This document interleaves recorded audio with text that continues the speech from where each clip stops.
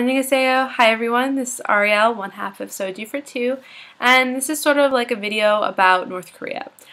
This is interesting because I've had a ton of questions recently in the past week and I haven't been responding just because I've been so busy, but I wanted to sort of answer it in a video. A lot of people have asked me if I feel safe with all the things going on with North Korea and what is like the sentiment about North Korea around me and things like that. So I want to sort of clear this up with my actual situation. If I hadn't been reading articles on CNN and New York Times, if I hadn't been doing things like that for the past like 2 weeks, I would have had no idea that the North was making threats. Literally no idea. Everyday life has nothing has happened that has affected me in a way that I would have thought something was going on, which is, I think, really fascinating. First of all, it's fascinating that my coworkers don't do anything that makes me seem like they're nervous about the North. And also, Western media really makes it seem extreme. American media makes it seem like North Koreans are in fear. And like, my one friend of the family sent me a message and was like, I heard that like South Korean banks are failing. And I was like, what? Like, I had no idea. So I want to like sort of say, from my opinion, my perspective, of course, the North is a threat, but for South Koreans, they need to continue to go on with their everyday lives, and they've been listening to threats for 50 years. So they hear them, and I think that one of my coworkers said that they think of the North as a barking dog, which is interesting and obviously degrading. But what they were saying there was that it makes a lot of noise, but not necessarily a lot of bite. That doesn't mean that it couldn't bite you. It just means that they don't see it as an imminent threat, or something that they need to stop their everyday life with, right? Which makes sense because it's been happening for a very long time. Now, that's not to say that if an incident were to happen or something like that, that people aren't in fear, that they wouldn't be shocked, they wouldn't change their everyday lives. Of course, we live very close to North Korea. But it's something that they don't, it's not affecting them every day. They're not constantly in fear. And since they're not afraid, I don't feel that fear. I had no idea, I would have had no idea these things weren't happening if people weren't like messaging me, if I wasn't reading online.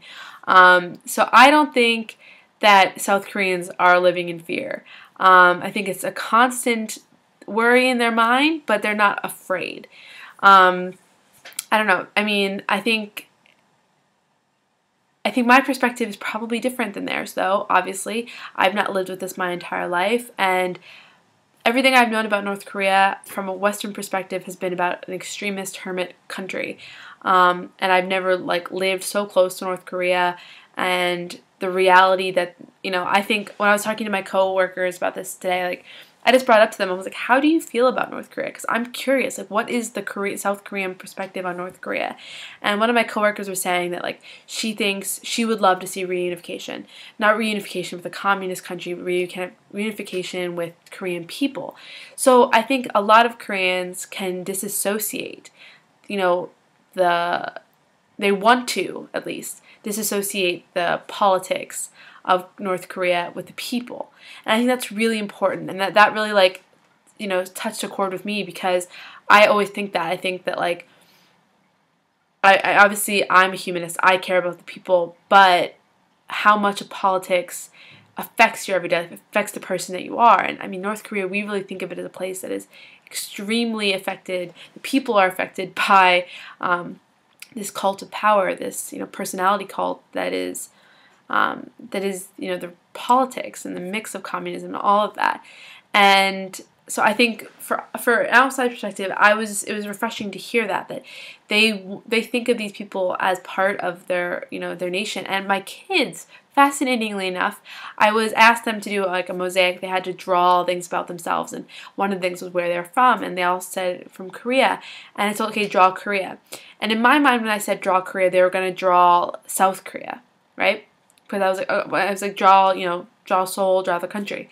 And the kids all drew Korea. They drew the North and the South. And a lot of my kids actually drew the way it is on the flag. On the flag, it's the center ball on the flag, it sort of looks like a yin-yang sort of sign, is red and blue.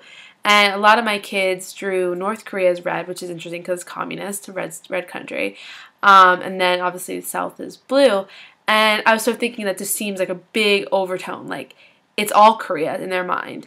It's just that this part is separated, and it's not even like they don't think, like in my mind, when I think of North Korea, I don't even think of it as something similar to Korea.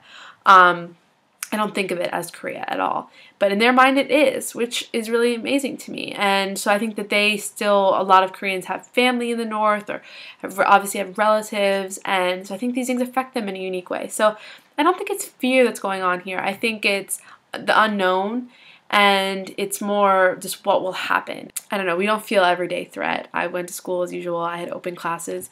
I guarantee you my coworkers were more stressed out about open classes than they were about North Korea the past couple weeks. So I don't know, that's just been my perspective. So for what it's worth, that's what I have to say about North Korea at the moment.